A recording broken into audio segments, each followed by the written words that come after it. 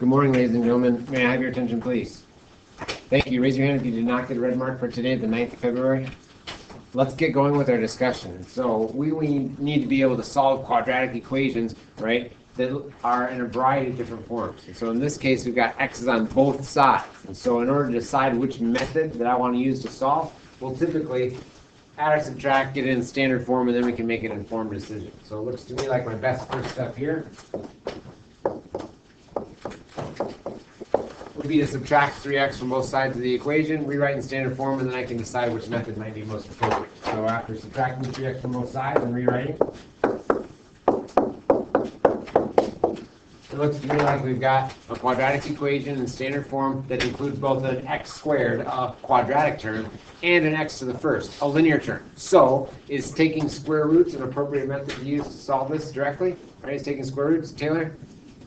No, we've got x squareds and x mixed in the same problem, and so instead I've got to consider factoring or completing the square. Because my leading coefficient is 2, right? My leading coefficient is 2. In order to solve this by completing the square, I'd have more work to do. I'd have to add or subtract, get the x on one side, and then divide everything by 2 to make sure I have a leading coefficient of 1. So I'm not going to want to solve this by completing the square unless I absolutely have to, which means I'm going to try factoring. Let's go ahead and set up our parentheses and see if we can't factor this.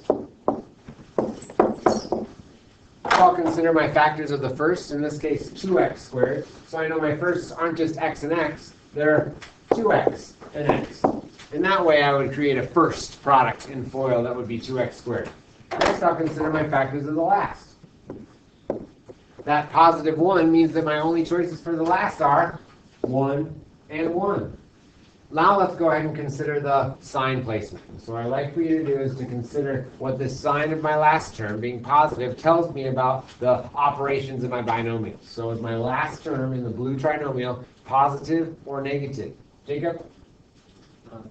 Positive. What does that tell me about my entries in my binomials? Are they going to be same sign or different? Are they going to be same sign or different? Jared? Same. Given that they're same sign, thank you. And my middle term in the blue trinomial is negative. Are they both positive or are they both negative? Joe? Negative. Negative, thank you. So we need 2x minus 1 times quantity x minus 1. Now we've got first, outer, inner, last. We've created an outer product, negative 2x, that combined with my inner product, negative 1x, sums to give me my middle term, negative 3x. So we've got the correct factorization. I love solving my factoring. Now that we've got a factor completely set equal to 0, we can utilize the zero product property. I can set each factor equal to 0 and solve separately. The only way that these two factors multiplied together equal 0 is if the first one equals 0, or if the second one equals 0. So we'll finish that out. Depending upon what it looks like, we'll have more or less inverse operations. It looks like this one. I've got a couple. Add 1 to both sides. Divide by 2. So I get 2 potential solution values, x equals 1/2 and x equals 1. Raise your hand if you had both those. So who had both those, x equals 1/2 and x equals 1? Good job. Let's go ahead and check in the original. So I'm going to go ahead and take my original 1/2, and I'm going to see if that makes a true statement. So we'll work with fractions. We can do it. If I put in 1/2 and square, that would be 1/2 times 1/2 is 1/4. 1/4 times 2 is 1/2. 1/2 plus 1 is 1.5. Is 1.5 equivalent to 3 times a half?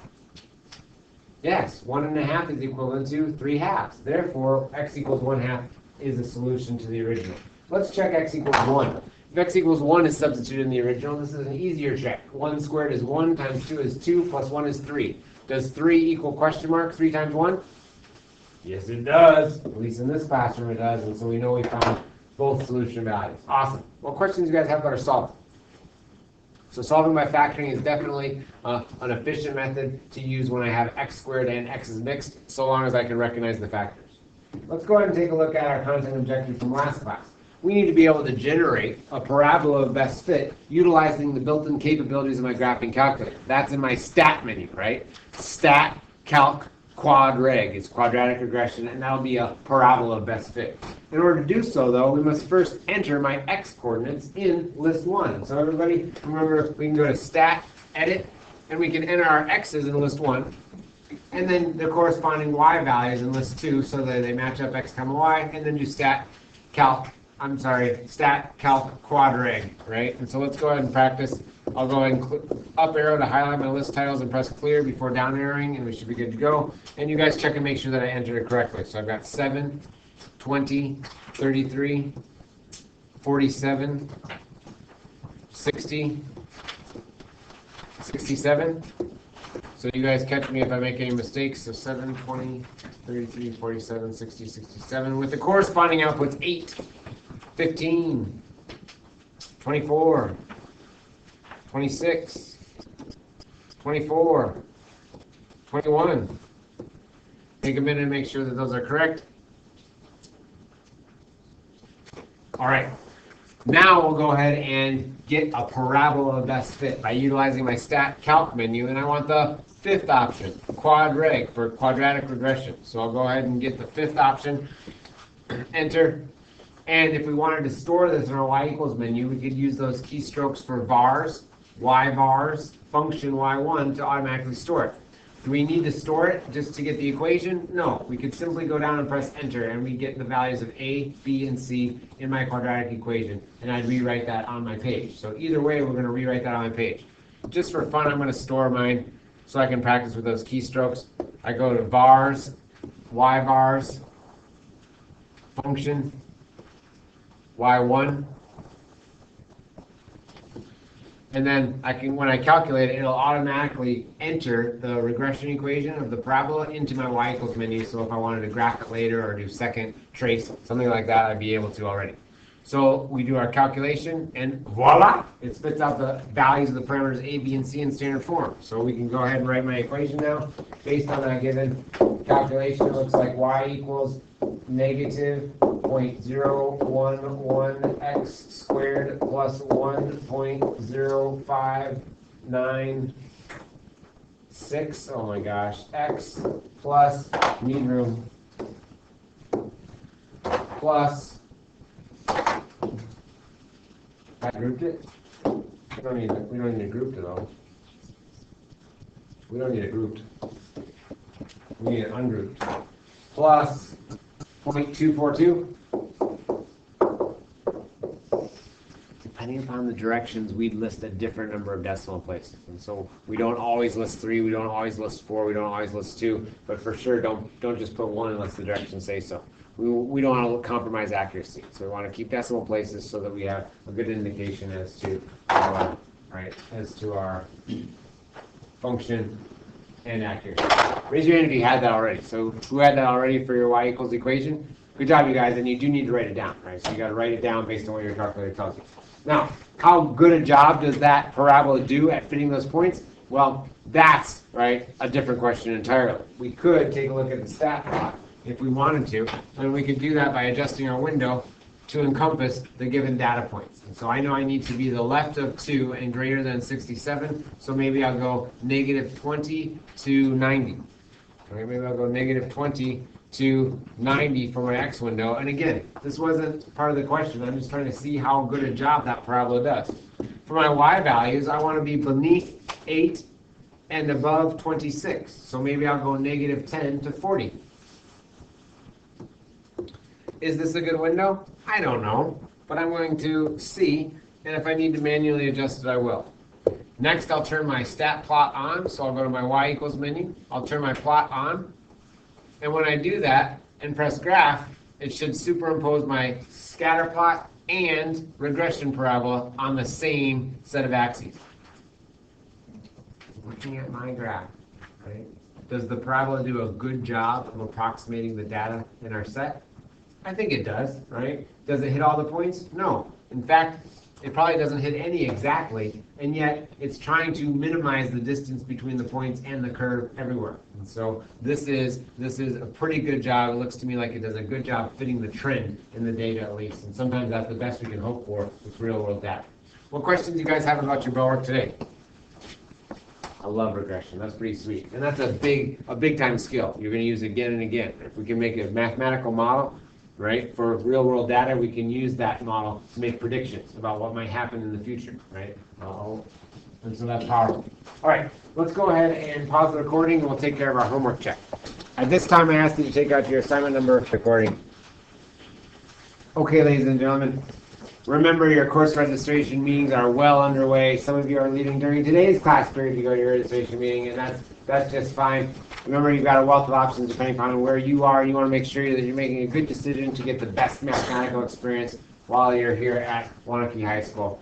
If you're going to apply for the compacted course, make sure that you attend a mandatory compacted FSC pre-calc compacted course informational meeting this week during contact time. I just had the first informational session today, 2-9, and then the rest will rotate from Mr. Marks, Mr. Notsky, and Mr. Aker for the Wednesday, Thursday, and Friday. Each teacher will be in charge of one day. Make sure that you attend one of those mandatory informational meetings during contact time so that you can pick up your application, learn important information about that compacted course. All right, so we've got several methods thus far, and we've seen this before. So we're going to go fairly quickly as we set up for another, even more powerful method for solving quadratic equations.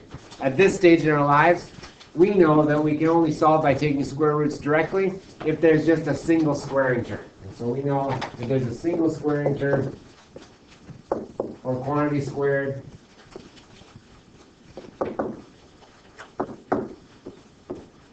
and not a separate x term to the first, then we know that it's a candidate for solving by taking square roots. It's most efficient to solve by factoring, like in Bellwork, when we had both an x squared and an x term mixed together in the same problem. Then I'm going to solve it by factoring. I'm going to put in standard form set equals 0 and try to factor. So if there's both quadratic and linear terms present,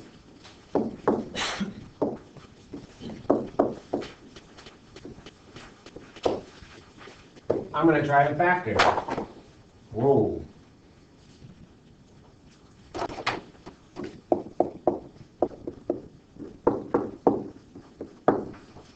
I'm going to try and factor after setting equal to 0. Recall that quadratic just is fancy for a squaring term, an x squared term, or quantity squared term.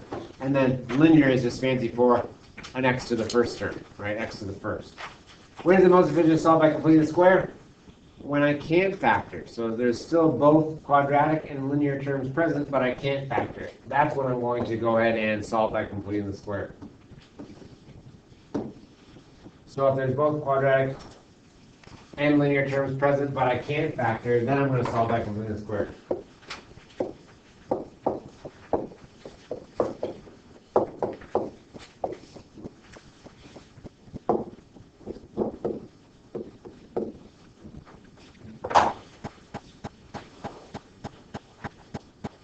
Worksheet number 1 was a great place for you to practice these 3 methods. Okay, and so you can certainly revisit that. I've already returned those to you. If you want additional practice with these 3 different methods and which is appropriate to use when and why, then that would be a great worksheet for you to revisit. Today you should have picked up worksheet number 2, and that's going to add another method for our solving that's going to be even more powerful than what we have. So that's where we're headed today. Think how we would solve 2x squared plus 6x plus 10 equals 7. And so, if my original problem has a mixture of variable terms, an x squared and an x, can I solve this by taking square roots directly? No, we can't solve by taking square roots directly if we've got both an x squared and an x mixed in the same problem. So what would we do? Well, I'd go ahead and subtract this over, and subtract over the 7 to try and factor.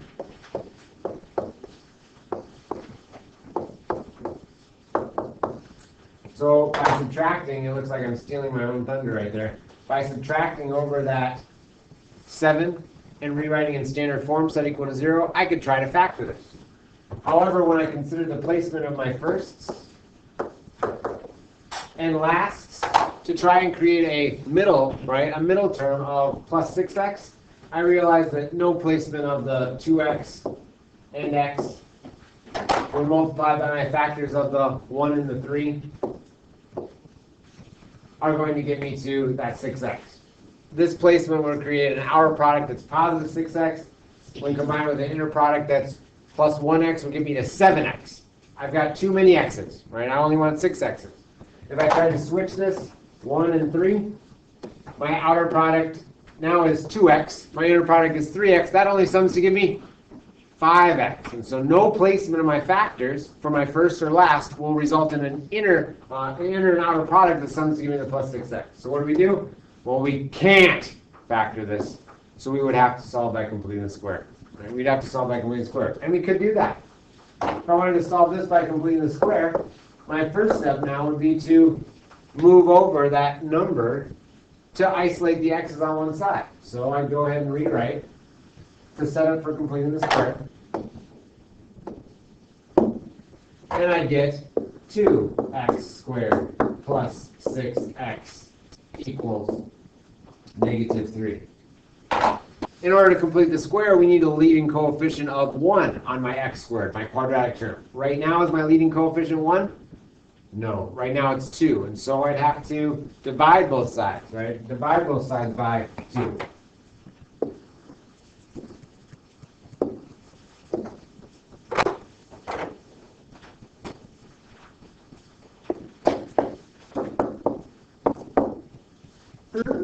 Make space, scooch over.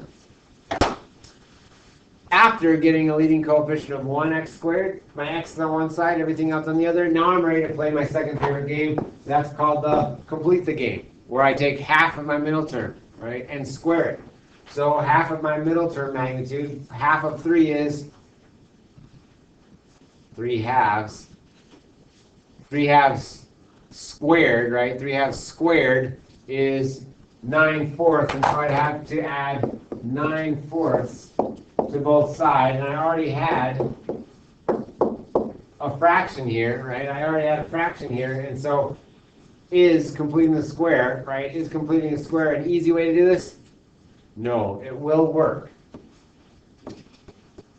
And we can continue toiling away with our blood, sweat, and tears and generate the answer. But in fact, there's a much easier way to solve this type of quadratic equation. Today we're going to develop the quadratic formula, and that's going to be a method that we can use to solve quadratic equations when we have x squared and x's mixed. I don't recognize the factors, and I have a leading coefficient, either that's not 1, or a linear term that's odd, or, in this case, ended up being both, right? When I went to complete the square, I had a middle term that was 3, so that was odd. So that made it a fraction when I tried to complete the square. And my leading coefficient was 2, and so I had an extra step there before I could even set up for completing the square. This is a pain to solve by completing the square, and yet it'll be relatively easy to solve it by the quadratic formula. So that's what we're going to set up for today. Awesome.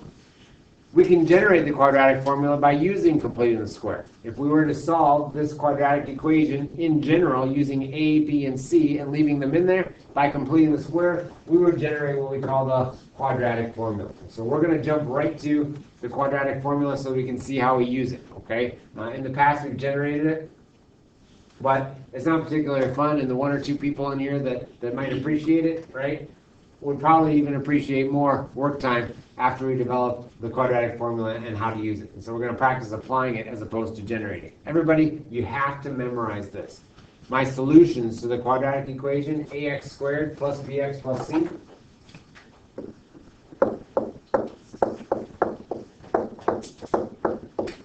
In standard form, everything on one side set equal to 0. Are given by x equals the opposite of b over twice the value of a, plus or minus the square root of b squared minus 4ac, closed radical all over 2a.